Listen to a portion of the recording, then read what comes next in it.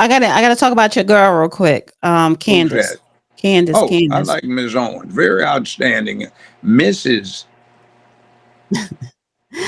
All right, so I want to talk about the Bridgette thing here, right? Because this is Brigitte Macron to offer scientific proof she's a biological woman in a Candace Owens lawsuit. So let me just play this clip. Brigitte Macron is planning to present proof she's a woman after losing a shock lawsuit in France over bizarre gender rumors. The First Lady and her husband, President Emmanuel Macron, are now preparing to submit scientific and photographic evidence in a U.S. defamation case against American right-wing influencer Candace Owens. Owens, who has millions of followers, has repeatedly claimed that Mrs. Macron, aged 70, was born a male. In March, she vowed to wage her entire professional reputation on it, even alleging that Brigitte is in fact her brother, Jean-Michel Trogneux, and that her first husband never existed. The Macron's lawyer, Tom Clare, said that the couple are ready to fight back. He told the BBC there will be expert testimony that will come out that will be scientific in nature. Clare confirmed photos of Mrs. Macron pregnant with her children exist and will be presented in court. The couple's 218-page lawsuit was filed in Delaware in July and seeks unspecified damages. It also accuses Owens of a campaign of global humiliation and relentless bullying. Owens' lawyers have filed a motion to dismiss, arguing the case should not be heard in Delaware and claiming forcing her to defend it there would cause substantial financial and operational hardship. She has insisted she believes the claims and defended them as free speech. The Macrons initially won a defamation case in 2024, but it was overturned this year on freedom of expression grounds. President Macron has furiously denied the allegations, branding them as false and fabricated. The U.S. case will hinge on whether Owens acted with actual malice, knowingly spreading lies or recklessly ignoring the truth. Okay. The case is 1962. New York Times versus Sullivan, where all of this is laid out. The good lady, Miss Owens, is a resident of the state of Tennessee. She has absolutely no connection with Delaware other than her company. No, not even that. It's If her where company Biden is Candace, and where they expect no, I'm talking about Candace Owens' company is registered in Delaware. Well, it may be, but it's not her company. It's her personally. No, she has a media company. No, that's not what I'm talking about. She may have a business, but what is a business, an incorporated entity? It is a fictional person. It is to limit the liability of the investors. She is not personally a resident of Delaware. That's part of the grounds to dismiss that is contained in the law, the answer filed by her lawyers. She personally is not there.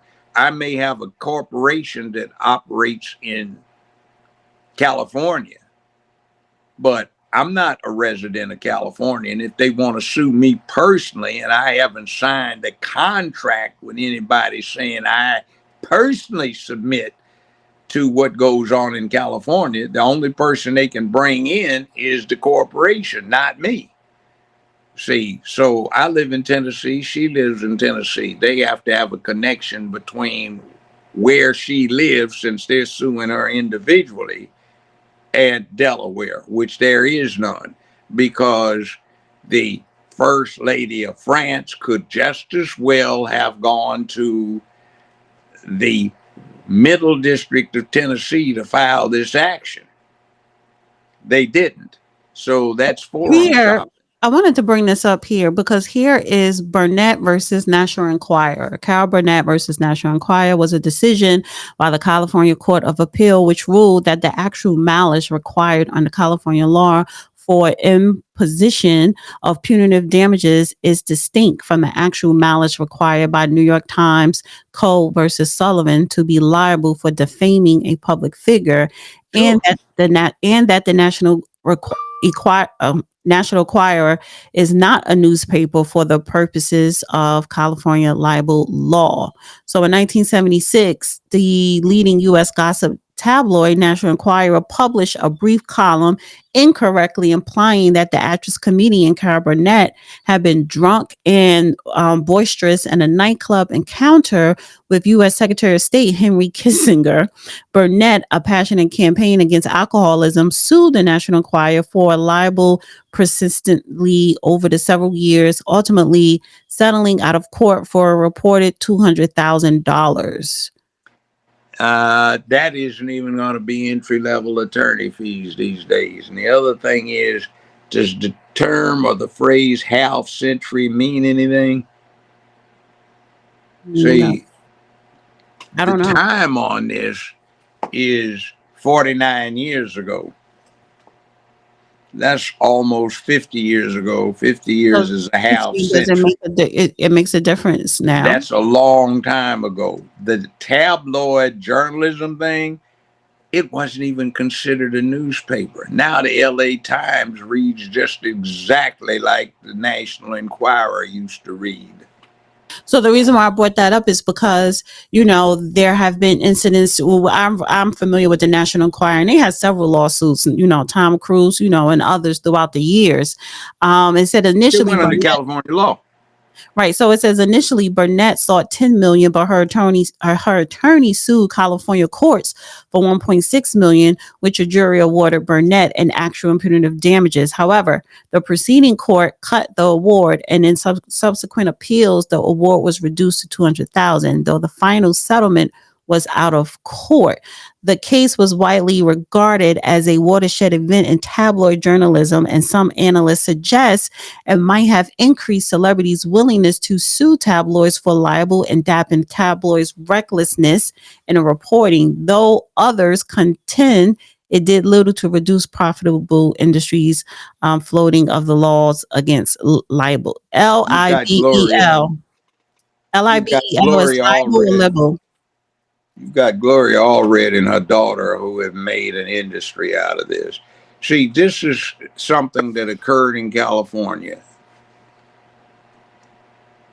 The rag was located and permitted to do business, licensed to do business in California.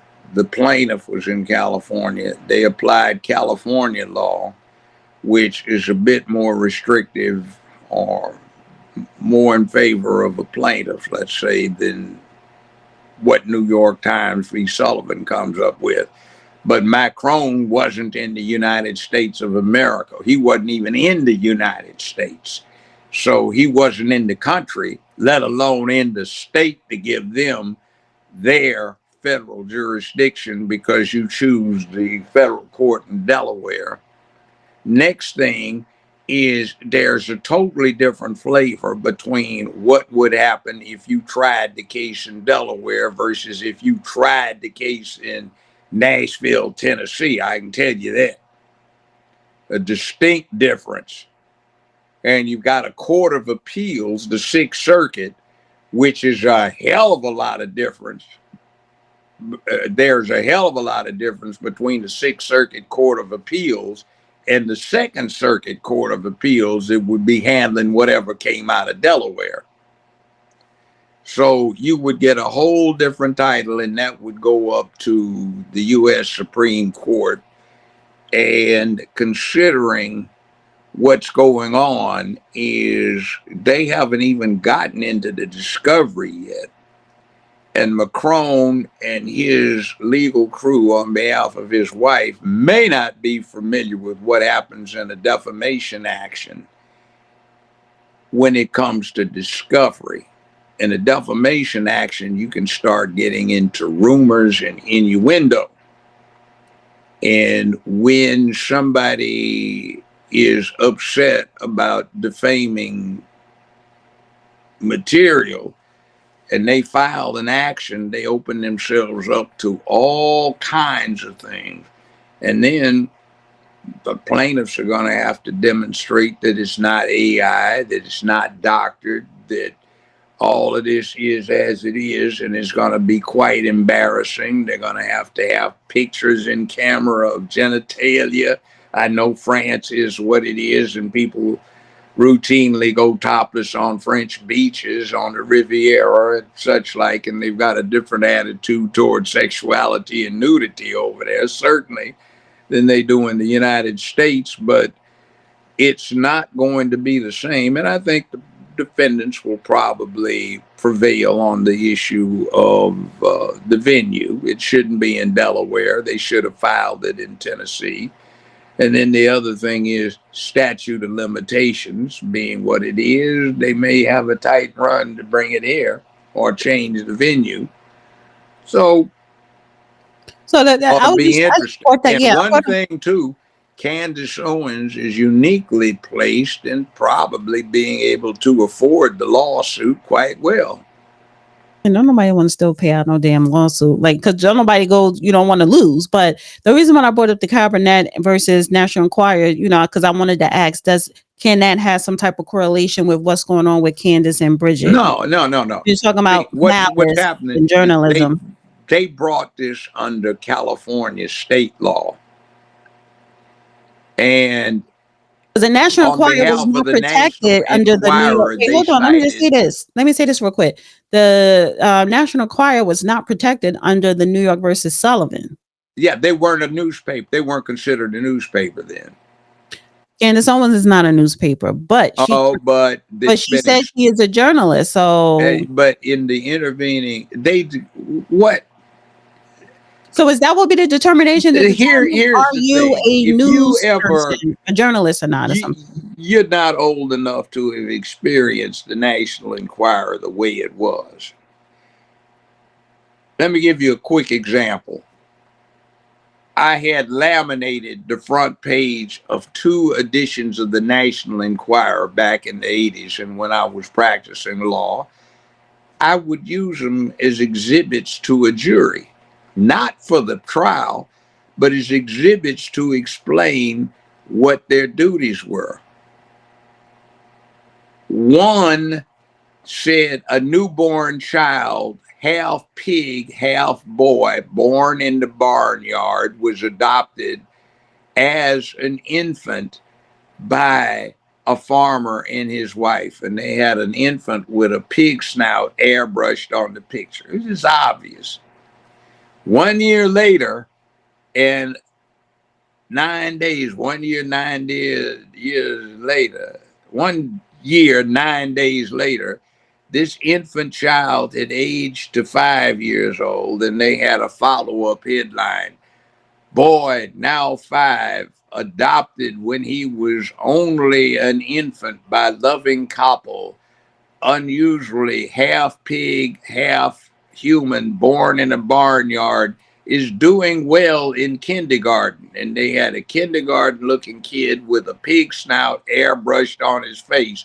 And that was the headline front page 1 year, 9 days before, and then the most recent one. And that is not a newspaper.